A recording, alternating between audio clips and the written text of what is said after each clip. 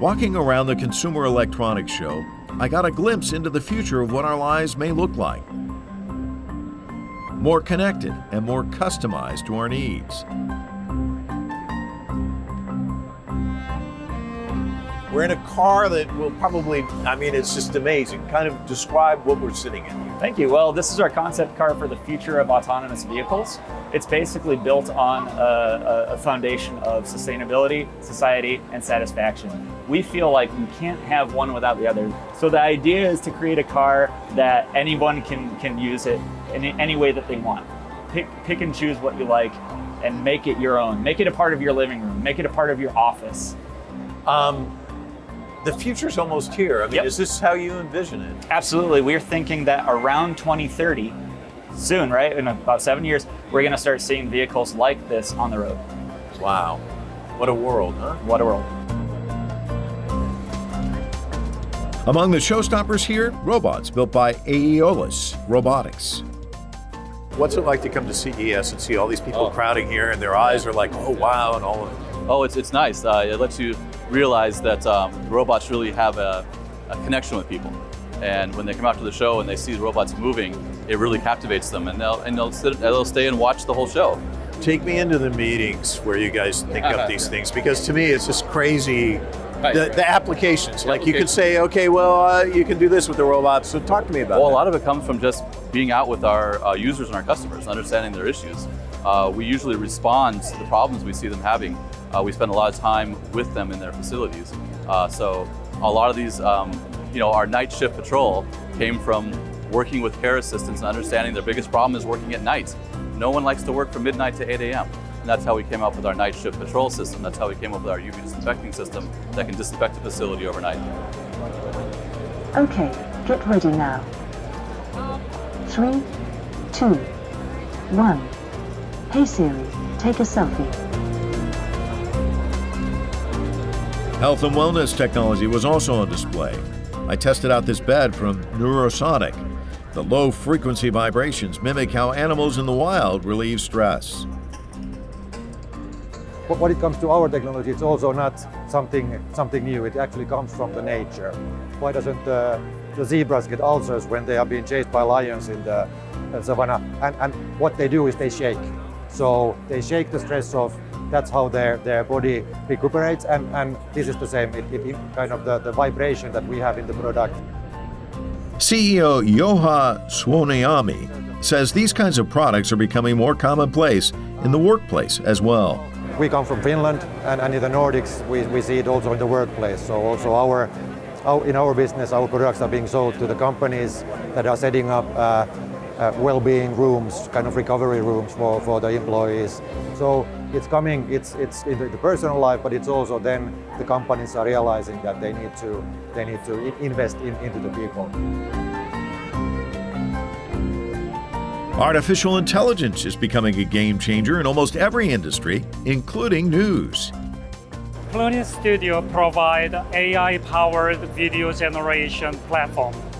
Typically, we have the news professionals, news anchors, and models, supermodels. Those models can be created, transformed as an avatar. It's really phenomenal, and many people say 2023 will be a breakthrough year for avatar. When I look at something like this, I worry, is my job going away? No.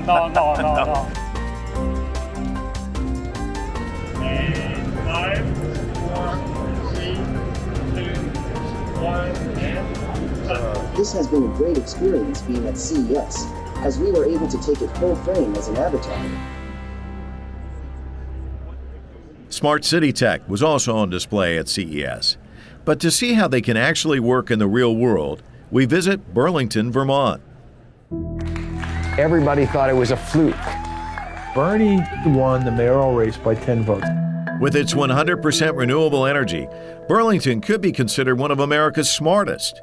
With policies seeking green energy starting during the mayorship of Bernie Sanders in the 80s, today the city is leading the nation in clean energy. I think we do take pride in trying to be on the forefront when it comes to energy policy, energy innovation. The city's policies have reduced the demand for energy, cut costs for its citizens, and helped clean up the planet's energy. It's had huge impacts. We actually consume less electricity today than in 1989 when those efforts began. So literally, despite all the proliferation of electric devices, new things that might want to use electric power for, we still consume, as a community, less electricity. Surrounded by green forests in the northeast corner of the United States, Burlington is working toward an even more ambitious goal.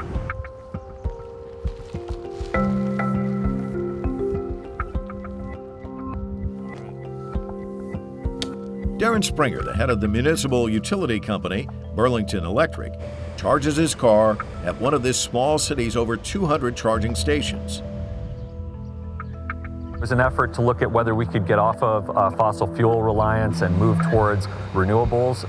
And in the 80s, we built the McNeil wood chip generating plant. And then in 2014, we officially became the first city in the nation to source 100% of our power from renewable generation, and have been doing so ever since.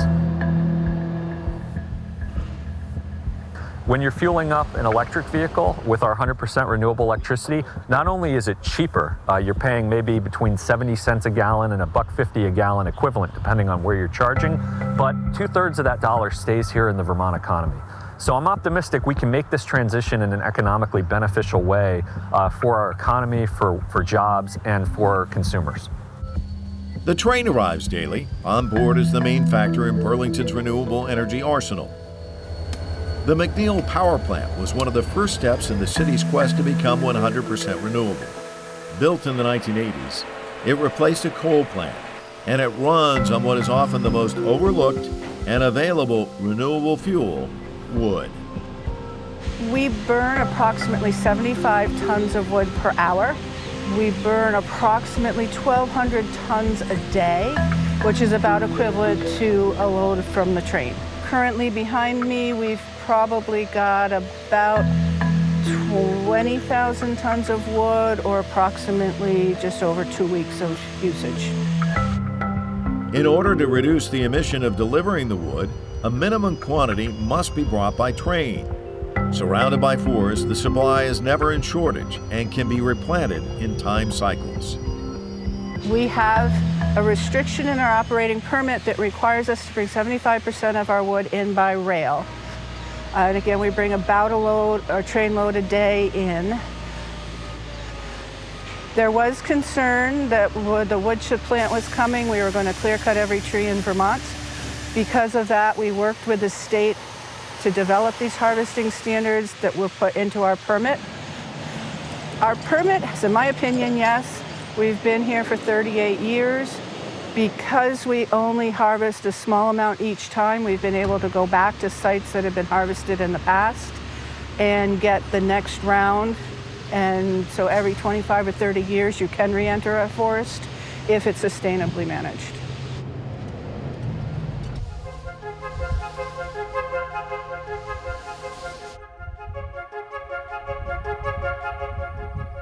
A third of the power for the city's electric grid now comes from wind.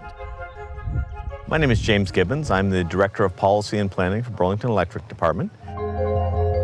It is a intermittent resource. It tends to produce more in the winter than in the summer in this region, which is kind of nice because certainly winter energy prices tend to be higher than summer energy prices right now. It is, unlike solar, it will produce at night. You know, it will produce on cloudy days, it will produce on days when there's snow cover. One of the things that's amazing about this is, of course, you know, with current high prices in the markets, both for diesel fuel, for natural gas, we're not exposed to that. We simply don't see material price increases when the price of natural gas and oil go up. And in fact, Burlington Electric keeps typically a portfolio that has some excess renewable energy, and right now we're actually selling the excess renewable energy at a material profit. So for Burlington, it's helped us keep our rates low for a long time. The city also utilizes solar in an area most of us would never think of. Air travel is known as one of the greatest pollutants. But Burlington International Airport has been placing panels in areas that aren't being utilized for anything else. So this airport is approximately 980 acres. We support approximately 1.4 million passengers a year with hundreds of flights a week.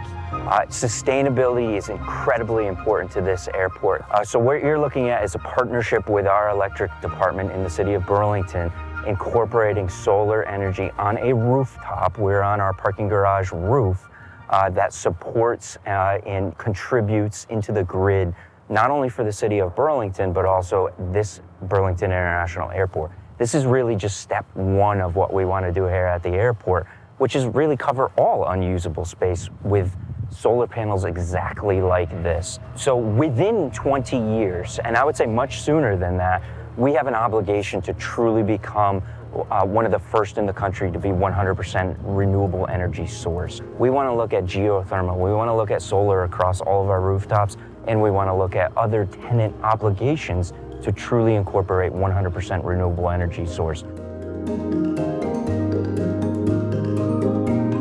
Burlington may be the key to the future of sustainable air travel.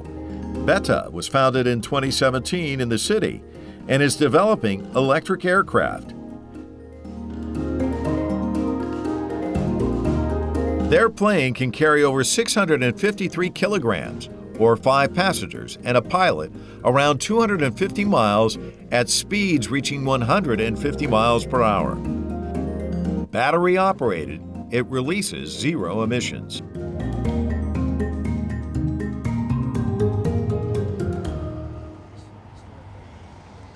The mayor has his weekly coffee with his citizens. Public policies are bringing space-age companies like this to the city.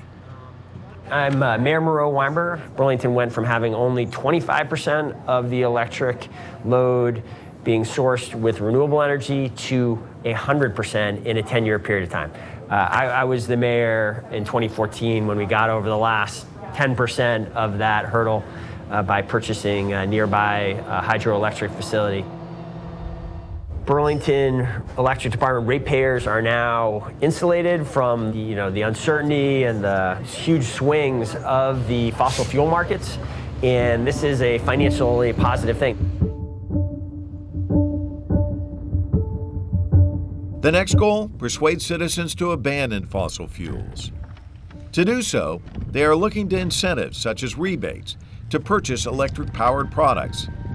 Over 70% of the city's emissions come from ground transport and heating. Jennifer Green is part of their effort. So now that we have that foundation, our electric grid is essentially clean. We want to tell our customers to transition off of fossil fuels, which, as you know, emit carbon dioxide and are harmful to the planet. So the Net Zero Energy Initiative is essentially asking people to transition away from fossil fuels in the thermal, heating, and ground transportation sectors, so electric vehicles, bikes. And so by driving electric, you're really playing an important part in that net zero energy goal, net zero by 2030. Rebates to buy an electric car can reach $2,500. We're having a ride and drive event. This is all focused on electric vehicles, electric transportation, and we're really doing this because we want people to experience electric. And we know that there are a lot of misnomers about electric.